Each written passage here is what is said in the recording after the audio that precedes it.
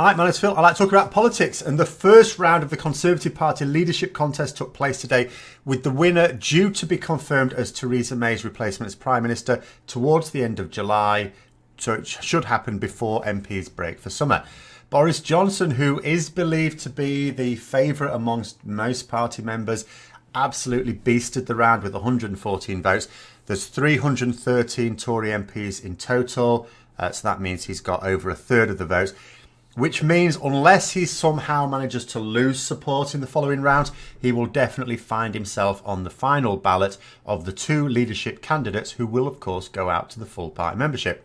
And if, as it's widely believed, Boris Johnson really is the pick for the majority of the members, then all he has to do, presumably, is not make a complete arse of things, in particular the televised debates, and he will be home free and moving into 10 Downing Street by the end of next month. Not that Boris has committed to taking part in the debates, of course. He would desperately like not to, and who would blame him? Not only does a debate like this not help someone who is in the commanding position, but he's unlikely to do well. After all, you can't do any better than be the clear frontrunner. You can only fall back. He's already attracted criticism for not taking part in interviews during the campaign so far. In a TV debate, every other candidate will be gunning for him. It'll be like facing a pack of wolves. So the calculation will be whether he can come up with a plausible reason not to take part that would satisfy the party membership. He has nothing to gain by taking part, but he may feel that he could lose confidence if he shies away. The fact is that Boris Johnson often does trip himself up, so he'd really prefer to say as little as possible off script. But I will caution that, as I have in the past, from assuming that Boris would automatically be the party membership's pick. Although polls always show him well ahead of other candidates, it tends to be with about a third of the votes, much as he achieved in the parliamentary party vote today. Now, if there are lots of other members who would be happy with him, even if he isn't their favourite choice, then indeed he would still win. But let's say more than half of the members consider him a poor choice and would almost vote for any non-Boris candidate, then a relatively sensible candidate finding themselves on the ballot could still come away with a surprise win. And it is worth bearing in mind that early front runners do not always win. In fact, generally speaking, it seems more common for the eventual winner to be someone who has come from behind. They do tend not to be the early front runner. But his lead is so great that ambitious MPs may feel that it's a done deal, and if they do so, they're probably going to support him early as having the best chance of earning his favour when he becomes Prime Minister. So it may become a self-fulfilling prophecy, that. Now, looking at the other results, 3 candidates were knocked out, as you needed at least 17 votes to be able to continue. So Andrea Leadsom, Mark Harper and Esther McVey all failed to get the necessary votes and have been eliminated. Certainly McVey and Leadsom were especially venomous candidates. No tears will be shed for their failure amongst the part of the British population that still has beating hearts. Still, it does mean that there is no longer any female candidates on offer, but as none with any decency put themselves forward, probably because it doesn't look like any decent MPs stand a chance, that unfortunately can't be helped. Rory Stewart, the anti-no deal candidate, gained only 19 votes.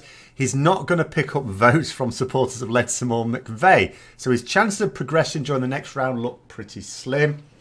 I suppose it's possible that he may garner more support now that he's through the first round, but it is looking doubtful. The top 5 positions could all have been predicted, though not necessarily the order. After Boris Johnson, it was Jeremy Hunt, who was a distant second, but he could easily pick up votes from other candidates such as Rory Stewart and Matt Hancock if they drop out, as it seems likely at some point. I can even see him picking up votes from Gove and Javid supporters if he eases them out as well. After Hunt was Gove, then Raab, a man who demonstrated his stupidity again this week by claiming that he remembers in 1977 when the country was on its knees. The only problem is that in 1977 he was 3 years old, a rather tender age to be claiming political awareness on an international scale when he barely has a grasp of things now. Sajid Javid came in 5th with 23 votes, but it's believed that he left his campaigning a bit late, so maybe, that could build momentum and he could get a few after that, I don't know. And after that we have the Health Secretary Matt Hancock in 6th. Now, Hancock's main pitch is that he hasn't been getting involved in the bitter Brexit rows, but just getting on with his job, you know. Now, I'm not sure I'd be playing that card myself. Not only as Health Secretary is he in a position where the NHS has 100,000 vacancies unfilled with increasingly desperate shortages of nurses and doctors, and not getting involved in Brexit rows is only likely to be seen as not getting involved in Brexit by the party. The bottom line is that people are voting mostly in line with their views on Brexit, not seeming to have any, I hardly think, is a way to garner support. In fact, his entire pitch seems to be about domestic policy, with his only real talk of Brexit being, well, yeah, obviously we need to do Brexit, don't we?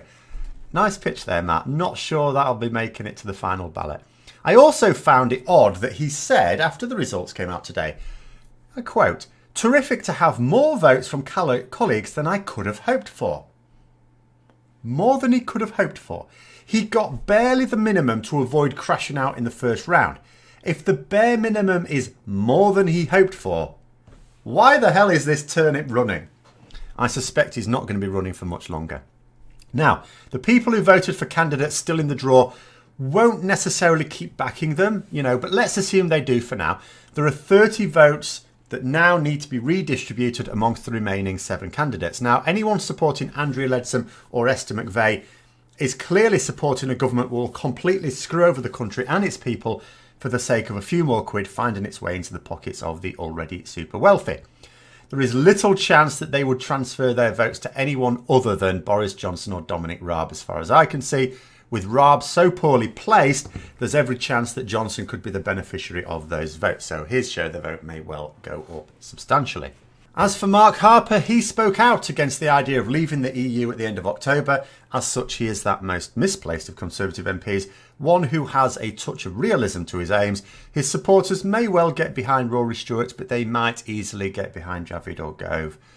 Rory Stewart's major problem, apart from being in open defiance of what the membership seem to want, is that he looks set to fall at the next hurdle. In a situation such as this, he is more likely to lose support than to gain it, but we will see, who knows. And the calculation that anti-Boris MPs have to make now is who can beat him in the final vote. They will surely now lose hope of keeping him off the final ballot, but again, you can't be certain of that. So they need to get behind someone who can destroy his reputation. This is what might make the debates crucial for determining who at least gets second spot on the ballot. Jeremy Hunt and Michael Gove seem to be looking forward to the TV debates, and Jeremy Hunt certainly is probably the most different to Johnson amongst the front runners, at any rate, but I'll be talking more about him this evening. So I hope you found the video interesting. If you did, don't forget to hit the like button, subscribe for further content, and until next time, I'll see you later.